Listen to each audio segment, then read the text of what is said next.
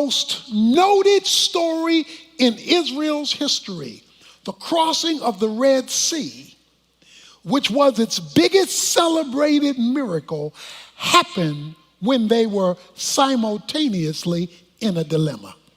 But what I want you to catch today is that they had their divine encounter with God's problem in the context of a dilemma.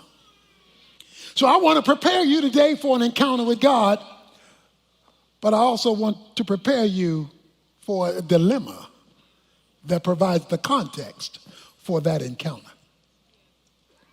Now, the background to this is very clear. Moses has come through the 12 plagues, the 10 plagues, and he's now leading the children of Israel out of Egypt. Pharaoh has responded now finally to Moses' call to let my people go. And so the people now are on their way out from slavery to freedom. They're excited. They're looking forward. They've been told that there's this promised land, this purpose of God that God is going to take them to, and things are looking rosy. As they leave, on their way out, it says in verse 17 of chapter 13 that God did not lead them by way of the land of the Philistines, even though it was near. I want you to catch verse 18. Hence God led them. So watch this. Their dilemma is going to come about when God is leading them. Their dilemma is going to happen when they're in the will of God. Their dilemma is going to occur when they're being obedient. Because it says God was leading them. Not only was God leading them into what would be a dilemma, it says God led them the long way around. He did not lead them in the short distance. Not only that, but God was going before them, verse 21 of chapter 13 says, in a pillar of cloud by day and a pillar of fire by night. He's walking with them in every step of the way. And when they are doing this zigzag through the wilderness, it says in chapter 14, Pharaoh will say to the sons of Israel, verse 3, they are wandering aimlessly in the land, and the wilderness has shut them in. And the wilderness will shut them in. So when he says, and the wilderness shall shut them in, they're going to be in a no-win situation that they can't get out of without coming back toward us. And it says, and God was leading them. He was leading them into a cul-de-sac, or what you and I would call a trap. See, a lot of us figure God wouldn't do that. Oh, God does do that. And the reason God does that is because only in those contexts will you see that he's God. Because the one thing about a dilemma is you can't get out of it. The one thing about a dilemma is you don't see an exit. And every direction you look in is a trap. When God is ready to move you to a new spiritual experience with him, he will regularly do it in the midst of a contradiction and a conflict. And that is their scenario. Verse 4 says of chapter 14, thus I will harden Pharaoh's heart, and he will chase after them. To harden the heart means to make you more rebellious than you already were. To harden the heart means to make you meaner than you already were. To harden the heart is to make you worse than you already were. I think the verse says, and God hardened Pharaoh's heart. Because when God is ready to give you a new experience with him, He will allow you to be put into a situation that only he can get you out of. When God is ready to make this move, doesn't matter who you know, what contacts you have, how much money you possess, or where you live, or the car you drive. When God is ready to give you a new experience with him, he will regularly trap you where you are. Verse 8 of chapter 14 says, the Lord hardened the heart of Pharaoh, king of Egypt, and he chased after the sons of Israel. They finally get out of Egypt. They've been praying to get out of Egypt. He lets them out of Egypt, then he hardens Pharaoh's heart to come after him. As Pharaoh drew near, verse 10, the sons of Israel looked, and behold, the Egyptians were marching after them. And they became scared. It says they were very frightened. And so the sons of Israel cried out to the Lord. Water here, Pharaoh and his chariots here, and they're closing in on the Jews. And so they are terrified. So they do what many Christians do. They cry out to God, help, help, while simultaneously complaining to man. Verse 11, they said to Moses, is it because there were no graves in Egypt that you have taken us away to die in the wilderness? Why have you dealt with us in this way, bringing us out of Egypt? Is this not the word that we spoke to you in Egypt, saying, leave us alone, that we may serve the Egyptians?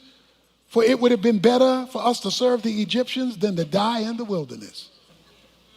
So the conflict that they are in, the Red Sea and the Egyptians, produces a spiritual conflict within them.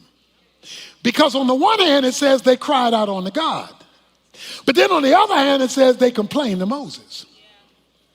So I'm calling on God, but I'm blaming man. Not only that, but I'm confused.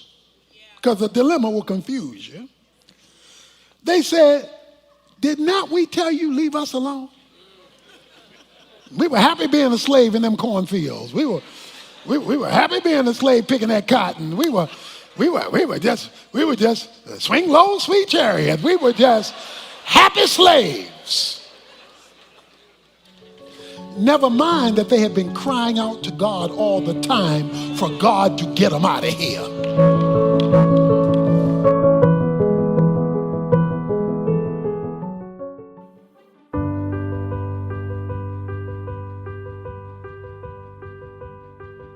I'm sure you would agree with me that this year has been very challenging. And the Urban Alternative has been being bombarded with people with questions as we faced one crisis on top of another crisis on top of another crisis. All over the nation and from even around the world, people are asking, what does God have to say about what we're facing and dealing with? Well, we believe that God does have answers and that his word is truth. And so we've been seeking to provide that through expanding our ministry, not only on radio and television, but online and every mechanism possible, because God has used this crisis to open up a door of opportunity. Your generous support for us will allow us to keep giving divine answers for our human dilemma. Never has there been a greater opportunity for God's word to penetrate the lives, the families, the churches, and even the communities of people who are desperate for a word from heaven. And we're committed to giving that word. Would you help us end this year very strong and launch into the new year stronger than ever through your generous year-end contribution? We've never needed it more. And the world has never needed to hear from God more. We're going to give that word to the world with your help. Thank you for your support, and God bless you.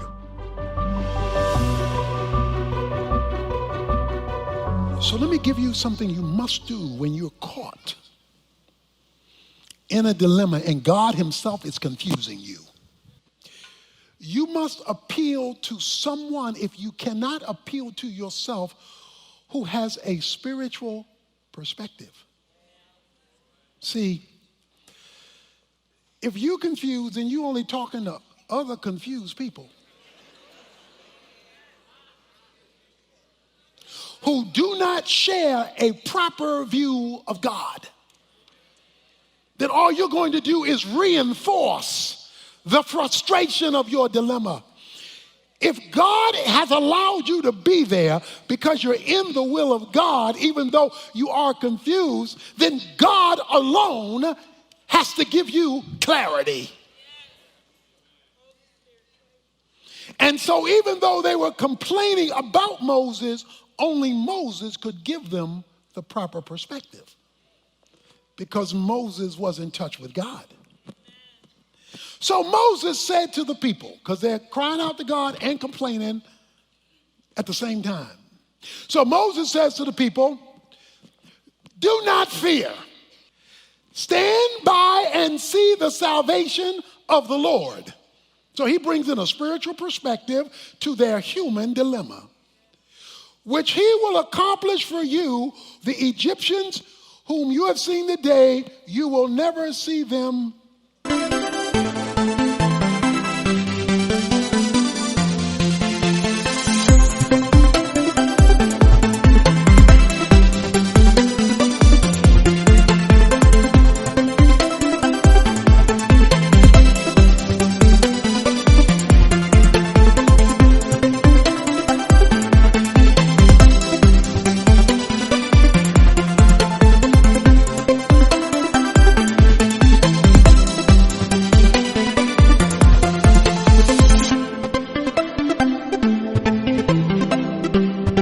Again, the Lord will fight for you while you are silent, not while you are talking.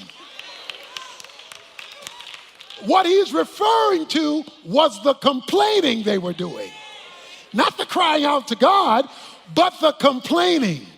God will fight for you while you keep silent. They were now in the position of submitting to spiritual authority. You must have spiritual authority in your life.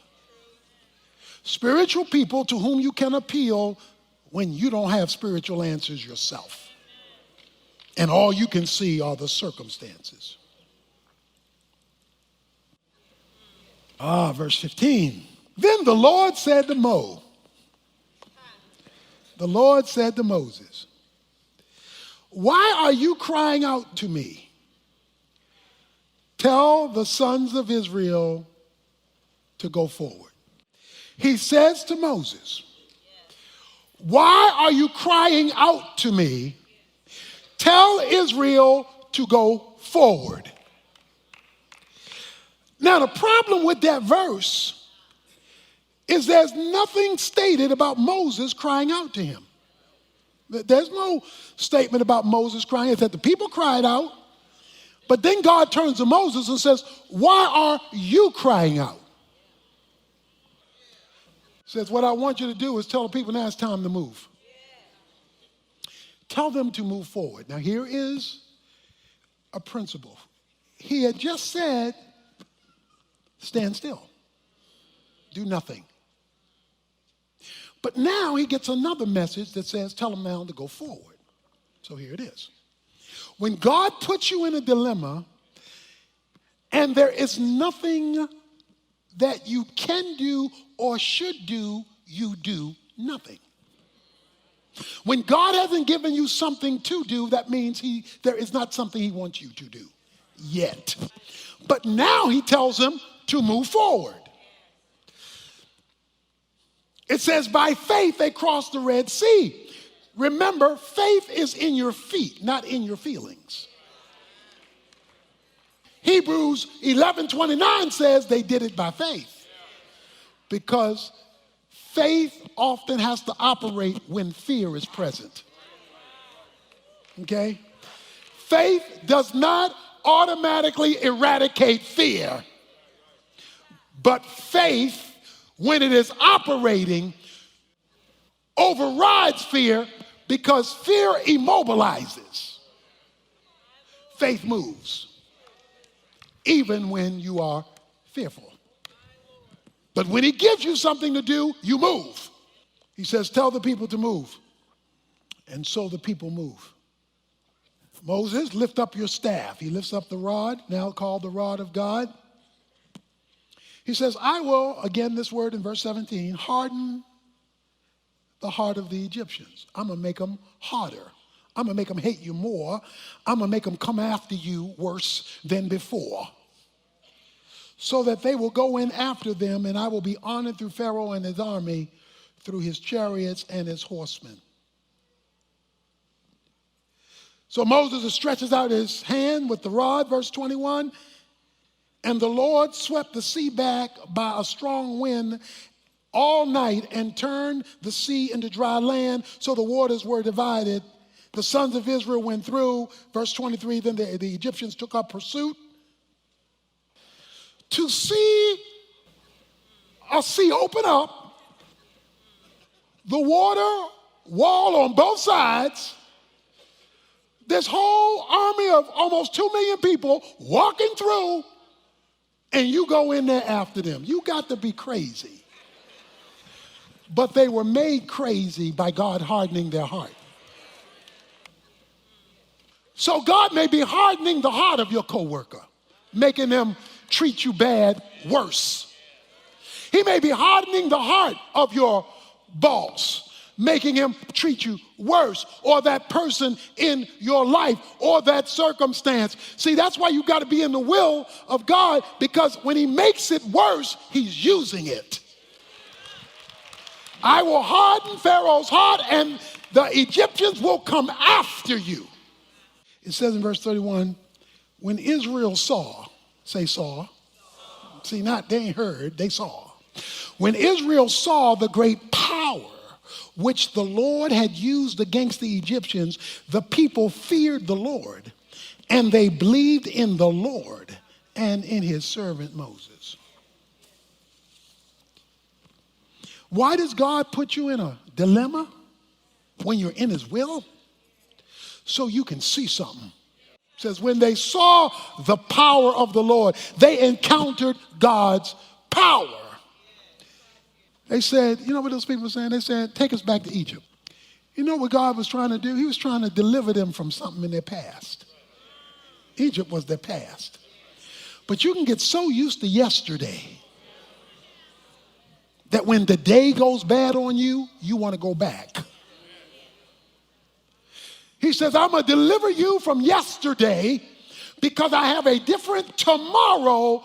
But for me to deliver you from yesterday, to take you to a different tomorrow, I'm going to create confusion today. So I want you to look at your dilemma that you're either in or that you will face differently. If you're not walking by faith, but only walking by sight, begin to walk by faith and no longer live a life of complaining. Acknowledging the reality, but not blaming man for something God has done. Because you now have this bigger view of God who wants to show you his power so that he can blow your mind in a catch-22. I want to conclude my time with telling you one of my dilemma moments. We were meeting at a school in the early days of our ministry. The school board said we could no longer meet there. We would have to, in a couple of weeks, find another place. We were in a catch-22. We were in a dilemma. What would we tell the people? We went back to the school board and asked them for an extension of time. They said they do not think we can get it because there were too many board members with this whole thing of church and state that were against the church meeting in a school. But then they said, but we will have a final official vote. But the person who we talked to said, let me tell you now, there are too many people against you. All we did was call on God to intervene and to do something that was out of our hands. It was now the day of the vote, and we knew the votes were against us. We'd been told that.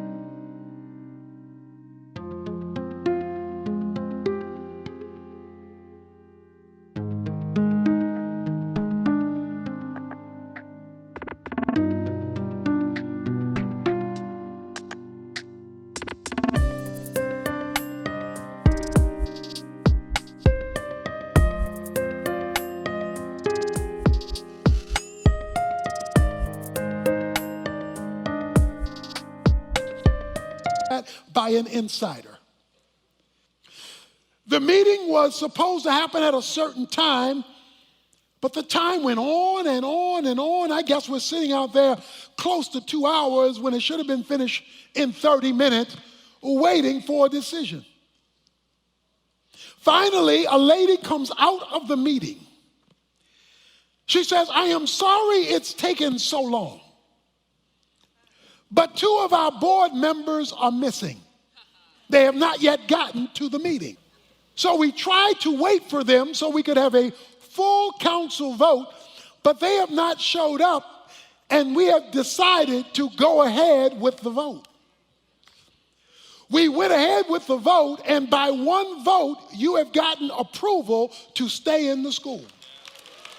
By 1 vote. When she finished coming out, the 2 who were missing rushed in. The 2 who were missing rushed in, but the vote had already been taken. Oh, but that's not the good part of the story. The good part of the story is why they were late. These 2 decided to ride together. When they decided to ride together, they got off of Polk and 67, and there was an accident at the light. The accident at the light held up traffic for almost 2 hours where the traffic could not move. So within that 2 hours, the vote was taken. So by the time the traffic got cleared away and they rushed in, it was too late because God had already set up a block. The story in Exodus chapter 18 says that the cloud and the pillar of fire went from in front of the Jews and went to the back of the Jews to create a block so that Pharaoh's army could not get to them until they crossed over. So what God did was he took the angel of the Lord and he left from in front of Oak Cliff. He went to the back of Oak Cliff. He went down to Polk and 67, allowed an accident to occur at just the right time for just the right amount of cars in order to block what God's purpose was. He created a dilemma. Now, the good news of that for you is that I have never forgotten it.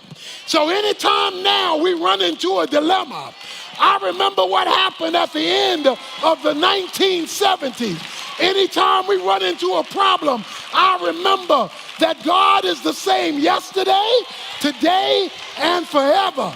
I remember to tell you, let's move forward when God says move, even though we don't see how it's going to work out, because the God who can create an accident at just the right time can do whatever he decides to do in the dilemmas in our lives as long as we are in the center of his will. Come on and praise him, somebody, because he's worthy, because he wants you to see him for yourself in the dilemma of your life.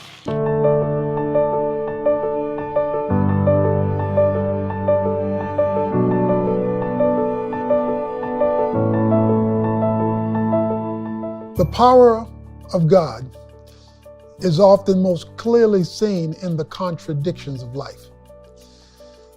When you're caught between a rock and a hard place, when you find yourself stuck out on a limb, when you find yourself up a creek without a paddle, when in every direction you look, you feel trapped. It is in the midst of that reality that God's power is most clearly visible. Now, to be sure, his power is always there. It's just not always seen. Until sometimes he allows things to get so out of hand that his power is your only option. So when life crushes in on you, when hopelessness seems to reign and there is no way out, when you look north and south and east and west, and all you see is calamity closing in on you, then, in a unique and special way, God often breaks through and lets you know he alone is your answer. That's why Job could say, I looked for him and couldn't find him. In every direction I looked, he was invisible to me. But then he remembered the power of God, and he says, when I get through this travail, I'm going to know how real God is. So I don't know where you need God's power right now. I do know